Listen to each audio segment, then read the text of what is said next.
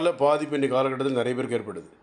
குறிப்பாக ஆண்கள், பெண்கள் அனைவருக்கும் ஏற்படுது. அதுபோகாம நிறைய பேருக்கு பள்ளி மாணவர்கள், கல்லூரி மாணவர்கள், பள்ளி மாணவிகள், கல்லூரி மாணவிகள், மாணவர்களுக்கெல்லாம் அந்த காலகட்டத்தில சர்க்கரை நோயினால் பாதிப்பு ஏற்பட்டு உடம்பு பலகீனம் ஏற்படுது.